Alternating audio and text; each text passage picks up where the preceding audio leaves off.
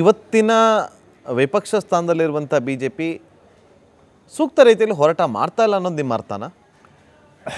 ಇವತ್ತಿನ ದಿನ ಇವಾಗ ಅಶೋಕ್ ಅವರು ತಮ್ಮದೇ ಪ್ರಯತ್ನಗಳನ್ನು ಮಾಡಿದ್ದಾರೆ, ನಾನು ಇಲ್ಲ ಅಂತ ಹೇಳೋದಿಲ್ಲ. ಆದರೆ ಅಧ್ಯಕ್ಷರಾಗಿ ಮತ್ತು ಪಕ್ಷ ಶಾಸಕರ ನಮ್ಮ ಅಶೋಕ್ ಅವರ ನೇತೃತ್ವದಲ್ಲಿ ಇರ್ತಕ್ಕಂಥವ್ರು ಇನ್ನೂ ಒಗ್ಗೂಡಿ ನಮ್ಮ ಮೂಡ ಒಂದು ತಾರ್ಕಿಕ ಹಂತಕ್ಕೆ ತಗೊಂಡು ಹೋಗ್ತಕ್ಕಂಥ ಅವಶ್ಯಕತೆ ಇತ್ತು. ಮಾಡಿದ್ರಲ್ಲ ಪಾದಯಾತ್ರೆ, ಇಲ್ಲಿಂದ ಅಲ್ಲಿ ಪಾದಯಾತ್ರೆ ಇವಾಗ ನೋಡಿ, ಪಾದಯಾತ್ರೆ ಮಾಡಿದ್ದು ಅಲ್ಟಿಮೇಟಾಗಿ ಅವರೆಲ್ಲರೂ ಕೂಡ SIT ರಚನೆ ಮಾಡ್ಕೊಂಡಿದ್ದೀವಿ ಅಂದರು, ಅವರೇ ಕ್ಲೀನ್ ಚೀಟ್ಗಳನ್ನ ಹಾಕ್ಸ್ಕೊಂಡ್ರು, ಅವರೇ ಎಲ್ಲರೂ ಕೂಡ ಇದು ಮಾಡಿದರು.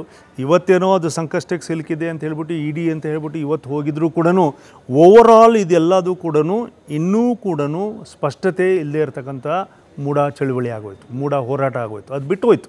ಅಂದರೆ ಹೋರಾಟದಲ್ಲಿ ಸಾಮ್ಯತೆ ಇಲ್ಲ ಅಂತನ, ಸ್ಪಷ್ಟತೆ ಇಲ್ಲ ಅಂತನ, ಅಥವಾ ಸ್ಟ್ರೆಂತ್ ಇಲ್ಲ ಅಂತನ? ಸ್ಟ್ರೆಂತ್ ಇಲ್ಲ ಅಂತಲೂ ಅಲ್ಲ, ಸಾಮ್ಯತೆಯೂ ಇಲ್ಲ. ಇದು ಒಳ ಒಪ್ಪಂದಗಳನ್ನ ಮಾಡ್ಕೊಳ್ತಕ್ಕಂಥ ಕೆಲಸ, ಇದು ಹೊಂದಾಣಿಕೆ ರಾಜಕಾರಣ ಮಾಡಿರ್ತಕ್ಕಂಥ ಕೆಲಸಗಳು. ಈ ಹೊಂದಾಣಿಕೆ ಹೊಂದಾಣಿಕೆ ಹೊಂದಾಣಿಕೆ ಏನಿದು ಹೊಂದಾಣಿಕೆ? ಯಾರು ಮಾಡ್ಕೊಳ್ತಾರೆ ಹೊಂದಾಣಿಕೆ? ಭಯನೇ ಹೇಳ್ಕೊಳ್ಳೋದಕ್ಕೆ ಬಂದು ನೇರವಾಗಿ ಯಾರು ಜನರ ಮುಂದೆ ಹೇಳಿ ಅಲ್ಲ ಇಂತಿಂಥವ್ರು ಹೊಂದಾಣಿಕೆ ಮಾಡ್ಕೋತಾರೆ, ಏನು ಗಾಳಿನ ಗುಂಡು ಹಾರಿಸೋ ಕೆಲಸಗಳೇ ಆಗ್ತಾ ಇದೆಯಪ್ಪ ಅಂತ. ನೀವು ಹೇಳಿರ್ತಕ್ಕಂಥ ಒಂದೊಂದು ಮಾತುಗಳು ಕೂಡ ಸತ್ಯ. ಗಾಳಿಲಲ್ಲಿ ಗುಂಡು ಹಾಕೋದು ಅಂತ ಹೋರಾಟಗಳ ಮಾತುಗಳು ವಾಲ್ಮೀಕಿ ಬಿದ್ದೋಗ್ಬಿಡ್ತು. ಎಲ್ಲಿ ಹೋಯಿತು? ನಾವು ಹೋರಾಟ ಮಾಡ್ತೀವಿ, ನಾವು ಪಾದಯಾತ್ರೆ ಮಾಡ್ತೀವಿ. ವಕ್ಫ್ ಹೋರಾಟಕ್ಕೆ ತಾರ್ಕಿಕ ಹಂತಕ್ಕೆ ನಾವು ತಗೊಂಡು ಹೋಗಲಿಲ್ಲ ಅಂದಿದ್ರೆ ಇವತ್ತು ವಕ್ಫ್ ಬಿಲ್ಲು ಇವಾಗ ತರ್ತಕ್ಕಂಥದ್ದಕ್ಕೆ ನಮ್ಮ ಕರ್ನಾಟಕ ರಾಜ್ಯದ ಶ್ರಮ, ಕರ್ನಾಟಕ ರಾಜ್ಯದಿಂದ ಕೊಟ್ಟಿರ್ತಕ್ಕಂಥ ಮಾಹಿತಿಗಳು ಇವಿಷ್ಟೂ ಕೂಡ ಇವತ್ತು ಅದಕ್ಕೆ ಪಾಲ್ದಾರರಾಗಿದ್ದೀವಿ. ನಮಗೆ ಸಂತೋಷ ಇದೆ. ಅದೇ ರೀತಿಯಲ್ಲಿ ನಮಗೆ ವಾಲ್ಮೀಕಿ ಹೋರಾಟ ಮಾಡ್ಬೋದಿತ್ತು. ಹೌದು, ಮೂಡಾದು ಇದು ಒಂದೇ ಅಲ್ಲ, ಈಗ ಸೂಡಾದ್ ತೊಗೊಬೇಕಿತ್ತು, ಮ್ಯಾಂಗ್ಳೂರು ಮೂಡಾದ್ ತೊಗೊಬೇಕಿತ್ತು, ಇದು ಗುಲ್ಬರ್ಗ ಮೂಡಾದು ತೊಗೋಬೇಕಿತ್ತು, ಬಳ್ಳಾರಿ ತೊಗೊಬೇಕಿತ್ತು, ಹೈದರಾಬಾದ್, ಎಲ್ಲ ಹತ್ರನೂ ಈ ಸಮಸ್ಯೆಗಳಿದ್ದಾವೆ. ಇದು ಒಂದೇ ಅಲ್ಲ. ಮೊನ್ನೆವರೆಗೂ ರಾಜಣ್ಣವ್ರು ಮಾಡಿರ್ತಕ್ಕಂಥದ್ದೇನಿದೆ ಅಕ್ಷಮ್ಯ ಅಪರಾಧ. ನಾವು ಎಲ್ಲ ಪ್ರತಿಪಕ್ಷಗಳಿಂದನೂ ಮತ್ತು ರಾಜಕೀಯದ ಆಡಳಿತ ಪಕ್ಷದಿಂದನೂ ಕೂಡ ಒಬ್ಬ ST ಸಚಿವರು ಅವರೇ ಕನ್ಫೆಷನ್ ಮಾಡ್ತಾ ಇದ್ದಾರೆ, ಅವರೇ ಒಂದು ಕಂಪ್ಲೇಂಟ್ ರೀತಿಯಲ್ಲಿ on the floor of the house statement ಮಾಡ್ತಾ ಇದ್ದಾರೆ.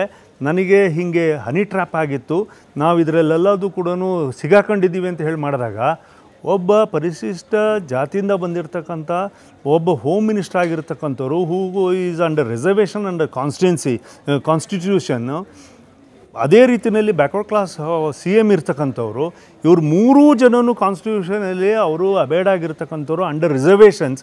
ಒಬ್ಬ ರಿಸರ್ವೇಷನಲ್ಲಿ ಬಂದಿರತಕ್ಕಂಥವ್ರಿಗೆ ಅವರಿಗೆ ರಕ್ಷಣೆ ಕೊಡೋದಕ್ಕೆ ಸೋಮೋಟೋ ಅಲ್ಲೇ ಕೇಸನ್ನು ಬಿಲ್ಡಪ್ ಮಾಡ್ತಕ್ಕಂಥ ಕೆಲಸ ಆಗಬೇಕಿತ್ತು.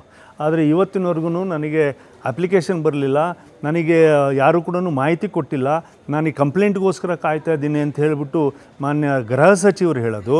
ಮತ್ತು ಇವರು ನಾನು ಇನ್ನೂ ಕೂಡ 2-3 ದಿನ ಟೈಮ್ ತಗೊಳ್ತೀನಿ ಅಂತ ಹೇಳ್ಬಿಟ್ಟು floor of the house statement ಮಾಡಿದವರೇ ಫ್ಲೋರ್ ಆಫ್ ದ ಹೌಸಿಗೆ ವಿಧಾನಸಭೆಗೆ ಬೆಲೆ ಇಲ್ಲದೆ ಇರತಕ್ಕಂಥ ಮಾಡಿರ್ತಕ್ಕಂಥವ್ರು ಪಕ್ಕದಲ್ಲೇ ಕೂತು ಇದನ್ನೆಲ್ಲದನ್ನೂ ಕೂಡ ಆಲಿಸ್ಬಿಟ್ಟು ಮುಖ್ಯಮಂತ್ರಿಗಳಾಗಿ ನಾನು ನ್ಯಾಯವನ್ನು ಒದಗಿಸ್ಕೊಡ್ತೀನಿ, ನಾನು ಅಹಿಂದ ಹೋರಾಟಗಾರ, ಅಹಿಂದ ನಾಯಕ, ನಾನು ಎಲ್ಲ ರೀತಿಯಿಂದನೂ ಕೂಡ ಈ ವರ್ಗವನ್ನು ರಕ್ಷಣೆ ಮಾಡ್ತೀನಿ ಅಂತ ಹೋರಾಟ ಮಾಡಿರ್ತಕ್ಕಂಥ ಮುಖ್ಯಮಂತ್ರಿಗಳು ಅಲ್ಲೇ ಕೂತ್ಕೊಂಡು ನಾನು ಇದನ್ನು ಇಮಿಡಿಯೇಟಾಗಿ ನಾನು CBI ಕೊಡ್ತೀನಿ ಅಥವಾ ನಾನು ಇದಕ್ಕೆ ಎನ್ಕ್ವೈರಿ ಹಾಕ್ತೀನಿ ಅಂತೇಳಿ ಎದ್ದು ಹೇಳ್ತಕ್ಕಂಥ ಸಂದರ್ಭವನ್ನು ಕೈ ಚೆಲ್ಲಿ ಕೂತ್ಕೊಂತು. ಮತ್ತು ಅದಕ್ಕಿಂತನೂ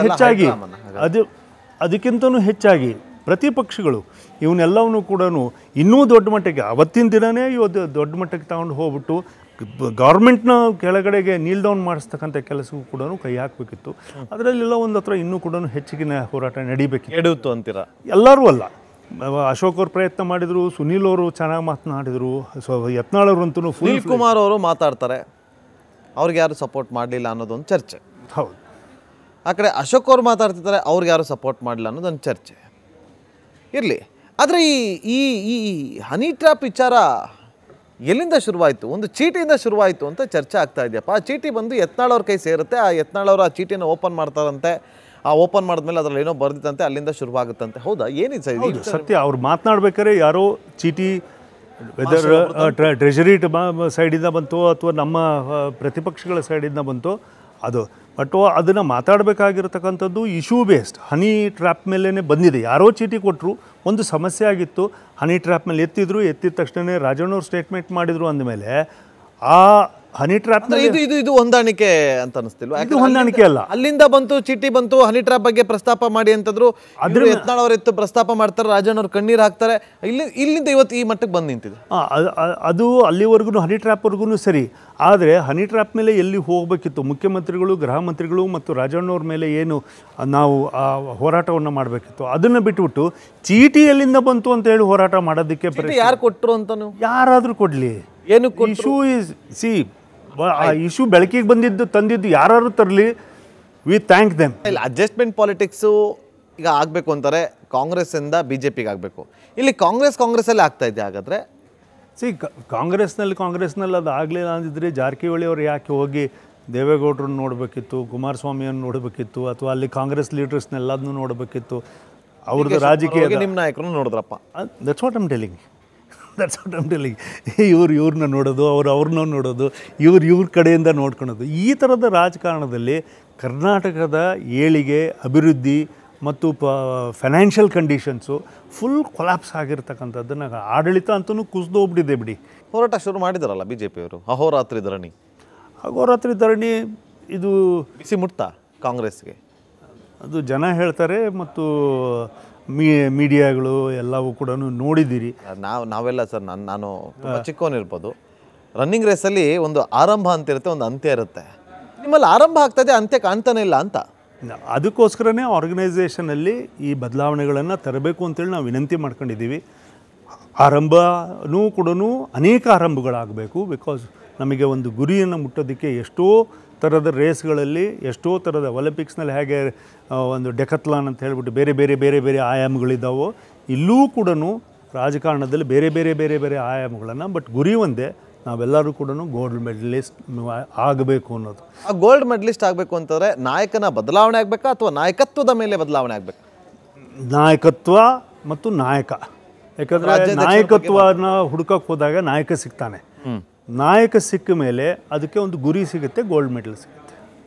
ನೇರವಾಗಿ ವಿಜೇಂದ್ರ ಅವ್ರ ಬಗ್ಗೆನೇ ಕೇಳ್ತಾ ಇದ್ದೀನಿ. ಈಗ ನಿಮ್ಮ ದೋಣಿಯ ನಾವಿಕ ವಿಜೇಂದ್ರ ಅವ್ರು ಆಗಿದ್ದಾರೆ. ಸರಿ ನಡೆಸ್ತಾ ಇಲ್ವಾ ದೋಣಿನ? ನಮ್ಮ ಒತ್ತಾಯ ಅದೇ ಇರೋದು. ಅದು ಸರಿಯಾದ ಸರಿ ನಡೆಸ್ತಾ ಇದ್ದಾರಾ ಇಲ್ವಾ? ಸರಿಯಾದಂಥ ಹಾದಿಗೆ ಇಲ್ಲ ಅಂತ ಹೇಳಿಬಿಟ್ಟೆ ನಮ್ಮೆಲ್ಲರ ಭಾವನೆ ಇದೆ. ಅದನ್ನು ನಾವು ಅವರಿಗೆ, ವರಿಷ್ಠರಿಗೆ ನಾವು ರಿಕ್ವೆಸ್ಟ್ ಮಾಡ್ಕೊಂಡಿದ್ದೀವಿ. ಇದಂತೂ ಮುಂದಿನ ನಮ್ಮ ಪಕ್ಷವನ್ನು ಅಧಿಕಾರಕ್ಕೆ ತರೋದ್ರಲ್ಲಿ ಇದಂತೂ ಸರಿಯಾದಂಥ ಹಾದಿ ಅಲ್ಲ ಅಂತ ಹೇಳಿಬಿಟ್ಟು ನಮ್ಮ ವಿನಂತಿ ಇದೆ. ಅದಕ್ಕೆ ಒಂದು ಒಳ್ಳೆಯ ಉತ್ತರ ಸಿಗುತ್ತೆ ಅಂತಕ್ಕಂಥ ವಿಶ್ವಾಸ ನಮ್ಮೆಲ್ಲರಿಗೂ ಇದೆ. ವಿಜೇಂದ್ರ ಅವರು ತಮ್ಮ ಹಾದಿಯಲ್ಲಿ ಹೋಗ್ತಿದ್ದಾರಾ ಅಥವಾ ಆ ಹಾದಿಯಲ್ಲಿ ಹೋಗೋದನ್ನು ತಪ್ಪಿಸ್ತಿದ್ದಾರಾ ಅಥವಾ ಹಾದಿಯ ದಿಕ್ಕನ್ನೇ ಬದಲಿಸ್ತಿದ್ದಾರಾ? ಅದು ಅವರಿಗೆ ಬಿಟ್ಟಿರ್ತಕ್ಕಂಥ ವಿಚಾರ. ಅದಕ್ಕೆ ನಾವು ಉತ್ತರ ಕೊಡೋದು ತುಂಬ ಕಷ್ಟ. ಯಾಕಂದರೆ ಯಾವ ಹಾದಿಯಲ್ಲಿ ಅವ್ರು ಇದ್ದಾರೋ ಗೊತ್ತಿಲ್ಲ ನನಗೆ. ಯತ್ನಾಳ್ ಅವರು ಹೇಳಿದ್ರು ವಿಜೇಂದ್ರ ಅವ್ರನ್ನ ಹೆದರ್ಸಿಟ್ಕೊಂಡಿದ್ದಾರೆ, ಯಡಿಯೂರಪ್ಪನ ಅರೆಸ್ಟ್ ಮಾಡ್ತೀವಿ ಅಂತೇಳಿ. ಅದು ಅವರ ಯತ್ನಾಳ್ ಅವರಿಗೆ ಕೇಳಬೇಕು. ಯಾಕಂದರೆ ಅವರ ಮಾತುಗಳಲ್ಲಿ ನಾನು ಹೇಗೆ ಅವರು ದಾಖಲಾತಿಗಳನ್ನು ಇಟ್ಕೊಂಡಿದ್ದಾರೋ ಅಥವಾ ಹೇಗೆ ಅವರು ಅದನ್ನು ಪರಿಕಲ್ಪನೆಯನ್ನು ಮಾಡ್ಕೊಂಡಿದ್ದಾರೋ, ಹೇಗೆ ಅವರು ಅದನ್ನು ಪ್ರತಿಪಾದನೆ ಮಾಡ್ತಾರೆ ಅನ್ನೋದು ನನಗೆ ಗೊತ್ತಿಲ್ಲ. ಬಟ್ ನನ್ನ ದೃಷ್ಟಿಕೋನದಿಂದ ಇವತ್ತು ನಾಯಕತ್ವದ ಬದಲಾವಣೆ ಅಥವಾ ಆರ್ಗನೈಸೇಷನಲ್ಲಿ ರಿವ್ಯಾಂಪಿಂಗ್ ಆಗ್ತಕ್ಕಂಥದ್ದು ಅನಿವಾರ್ಯತೆ ಇದೆ. ಬಿ ಜೆ ಪಿನಲ್ಲಿ ಅದು ಆಗಬೇಕು ಅನ್ನೋದು ನಮ್ಮ ಒತ್ತಾಯ ಇದೆ. ನಾಯಕತ್ವ ಬದಲಾವಣೆ ಆಗಬೇಕು ಅಂತಂದರೆ ಇನ್ನೊಬ್ಬ ನಾಯಕನನ್ನು ಹುಡುಕುವಂಥ ಕೆಲಸ ಆಗಬೇಕು. ಆ ನಾಯಕ ಸಿಕ್ಕಿದ್ದಾರಾ? ಅದನ್ನು ನಮ್ಮ ವರಿಷ್ಠರು ಮತ್ತು ಪಕ್ಷದ ಹಿರಿಯರು ಎಲ್ಲರೂ ಸೇರಿ ಮಾಡ್ತಾರೆ. ನಮಗೆ ಒಳ್ಳೆಯ, ಇವಾಗ ಹೆಂಗಿದ್ರು ಆಂತರಿಕವಾಗಿರ್ತಕ್ಕಂಥ ಪ್ರಜಾಪ್ರಭುತ್ವದ ಸಂಘಟನಾತ್ಮಕವಾಗಿ ಇವತ್ತು ಇದು ನಡೀತಾ ಇದೆ, ಪರಿವರ್ತನೆಯ ಇದರಲ್ಲಿ ನಡೀತಾ ಇದೆ. ಹಾಗಾಗಿ ಕೇಂದ್ರದ ರಾಷ್ಟ್ರೀಯ ಅಧ್ಯಕ್ಷರುಗಳು ಆಯ್ಕೆ ನಡೀಬೋದು ಸದ್ಯದಲ್ಲೇ. ವಿಜೇಂದ್ರ ಅವರನ್ನು ಕೆಳಗಿಳಿಸಿದ್ರೆ ಲಾಸ ಗೇನ? ವಿಜೇಂದ್ರ ಅವ್ರನ್ನ ಕೆಳಗಡೆ ಇಳಿಸಿದರೆ ಗೇನ್. ಮುಂದಿನ ದಿನಗಳಲ್ಲಿ ಅವರನ್ನು ಇಳಿಸಿದ ಮೇಲೆ ಅದು ಗೊತ್ತಾಗುತ್ತೆ. ಪರ್ಯಾಯ ನಾಯಕ ರೆಡಿ ಇದ್ದಾರಾ? ಅದನ್ನು ತೀರ್ಮಾನ ಮಾಡ್ತಾರೆ. ಅಲ್ಲ, ಇಲ್ಲಿ ರೆಡಿ ಇದ್ದಾರಾ? ಯಾರೇ ಆದರೂ ನಾನು ರೆಡಿ ಇದ್ದೀನಿ. ಇನ್ನೊಂದು ವಿಚಾರ ಹೇಳಿದ್ರೆ ಯತ್ನಾಳ್ ಅವರು ಇವಾಗ ನಮ್ಮ ಪಾರ್ಟಿಯಲ್ಲೇ ಇಲ್ಲ. ಅಲ್ಲ, ಅವಾಗ ಹೇಳ್ತಾ ಇದ್ರು ಯತ್ನಾಳ್ ನಾನು ರೆಡಿ ಇದ್ದೀನಿ ರಾಜ್ಯಾಧ್ಯಕ್ಷ. ಅವರು ಇದ್ದಿದ್ರೆ ಅವರು one of the tallest leaders. ಒಂದು ವೇಳೆ ಯತ್ನಾಳ್ ಅವ್ರನ್ನ ವಾಪಸ್ ಕರ್ಕೊಂಡ್ಲೇ ಇಲ್ಲಪ್ಪ ಪಾರ್ಟಿಗೆ, ಮತ್ತೊಬ್ಬ ನಾಯಕ ಅಲ್ಲಿ ಹುಟ್ಟಿಸ್ತಾರೆ. ನಿಮ್ಮ ನಡೆ ಏನು ಅಂತ? ಅಲ್ಲ, ನಮ್ಮ ಹೋರಾಟ ಬಿ ಜೆ ಪಿ ಪಕ್ಷವನ್ನು 2028ಕ್ಕೆ ನಾವು ಅಧಿಕಾರಕ್ಕೆ ತರ್ತಕ್ಕಂಥ ನಿಟ್ಟಿನಲ್ಲಿ 130 ಬೆಂಚ್ ಮಾರ್ಕ್ನ ನಾವು ಕ್ರಾಸ್ ಮಾಡಬೇಕು. ಬಿ ಜೆ ಪಿಲಿ ಇದ್ಕೊಂಡೆ ನಾವು ಯಾವುದೇ ಹೊಸ ಪಾರ್ಟಿ ಮಾಡ್ತಾ ಇಲ್ಲ, ನಾವು ಪಕ್ಷ ಬಿಡ್ತಾ ಇಲ್ಲ. ನಮ್ಮ ಟೀಮ್ ಈಸ್ ಇಂಟ್ಯಾಕ್ಟ್ ನಾವೆಲ್ಲರೂ ಒಂದೇ ಮಾತಿನಲ್ಲಿದ್ದೀವಿ, ಒಂದೇ ಸ್ವರದಲ್ಲಿದ್ದೀವಿ, ಒಂದೇ ಹೋರಾಟದ ಲೈನ್ನಲ್ಲಿದ್ದೀವಿ. ನಾವು BJP ಪಕ್ಷವನ್ನು ಅಧಿಕಾರಕ್ಕೆ ತರಬೇಕು ಅನ್ನೋದನ್ನ ಒಂದೇ ಮಾತಿನಲ್ಲಿದ್ದೀವಿ. ಈಗ ಒಂದು ವೇಳೆ ಯತ್ನಾಳ್ ಅವರು ನಮ್ಮನ್ನು ವಾಪಸ್ ಕರ್ಕೋತಿಲ್ಲ, BJP ಬಿಟ್ಟು ಬಂದುಬಿಡಿ, ನಾವೆಲ್ಲ ಒಗ್ಗಟ್ಟಾಗೋಣ, ನಾವೊಂದು ಪಕ್ಷ ಕಟ್ಟೋಣ ಅಂತೇಳಿ ಏನಾದರೂ ತೀರ್ಮಾನ ತಗೊಂಡ್ರೆ? ಭಾಳ ದೂರದ ಮಾತುಗಳು ಇವೆಲ್ಲ. ಯಾಕಂದರೆ ಅವರು ಆ ನಿರ್ಧಾರ ಮಾಡೋದಿಲ್ಲ, ನಾವು ಈ ನಿರ್ಧಾರದಿಂದ ಹೊರಗಡೆ ಹೋಗೋದಿಲ್ಲ. ಆಯ್ತು, ಈಗ ನಾಯಕತ್ವ ಬದಲಾವಣೆ ಆಗಲ್ಲ. ಒಂದು ನಾವು ನಮ್ಮ ದಾರಿಗೆ ಅವ್ರನ್ನ ಕರ್ಕೊಂಬರ್ಬೇಕು, ಇಲ್ಲ ಅವ್ರ ದಾರಲ್ಲಿ ನಾವು ಹೋಗಬೇಕು. ನಿಮ್ಮ ಉದ್ದೇಶ ಸರಿ ಮಾಡಬೇಕು, ಒಂದು ಒಳ್ಳೆಯ ಒಂದು ಉದ್ದೇಶವನ್ನು ಇಟ್ಕೊಂಡಿದ್ದಾಗಿದ್ದರೆ ನಾಯಕತ್ವ ಬದಲಾವಣೆ ಮಾಡಲಿವ ಬೇಡ, ನಾವು ನಾಯಕತ್ವದ ಅದೇ ನಾಯಕದ ಜೊತೆಯಲ್ಲಿ ನಾವು ಮುಂದೆ ಹೋಗೋಣ, ಹೋರಾಟವನ್ನು ಮಾಡೋಣ ಅಂತೇಳಿ ಯಾಕೆ ಹೋಗಬಾರ್ದು? ಆ ಥರದ ತೀರ್ಮಾನಗಳನ್ನು ಕೇಂದ್ರ ಮಾಡಿದರೆ ಅವತ್ತಿನ ದಿನದ ಪರಿಸ್ಥಿತಿನಲ್ಲಿ ನಾವು ಸೂಕ್ತವಾಗಿರ್ತಕ್ಕಂಥ ಮಾತುಕತೆಗಳನ್ನು ಮಾಡಿ ಅವ್ರ ಮಾರ್ಗವನ್ನು ಹುಡ್ಕೊಡ್ತೀವಿ ಅನ್ನೋದಾದರೆ ಇದೇ ನಾಯಕತ್ವ ಅಥವಾ ಮತ್ತೊಂದು ನಾಯಕತ್ವ ಅಂತಕ್ಕಂಥ ತೀರ್ಮಾನ ಆವತ್ತಿನ ದಿನದ ಉತ್ತರವನ್ನು ನಾವು ಕೊಡ್ತಕ್ಕಂಥ. ಕೇಂದ್ರ ವರಿಷ್ಠರು ಹೇಳ್ತಾರೆ ಇಲ್ಲ ನೀವು ಅವರ ನಾಯಕತ್ವದಲ್ಲಿ ನೀವು ಮುಂದುವರಿಬೇಕು ಅಂತೇಳಿ, ಆಗ ಒಪ್ಕೊಂಡು ನೀವು ಮುಂದೆ ಹೋಗ್ತೀರಾ, ಜೊತೆಯಲ್ಲಿ ಹೋಗ್ತೀರಾ? ಯಾವುದೇ ಕಾರಣಕ್ಕೂ ಕೂಡ ಆ ಥರದ ಪರಿಸ್ಥಿತಿ ಬರಲ್ಲ ಅಂದ್ಕೊಂಡಿದ್ದೀವಿ. ಬಂದರೆ ಅವತ್ತಿನ ವರಿಷ್ಠರ ಮಾತಿಗೆ ಅವತ್ತಿಗೆ ಕೊಡ್ತಕ್ಕಂಥ ಉತ್ತರವನ್ನು ನಾವು ಕೊಟ್ಬಿಟ್ಟು ನಮ್ಮ ಟೀಮ್ ಮುಂದೆ ಹೋಗುತ್ತೆ. Thank you so much sir.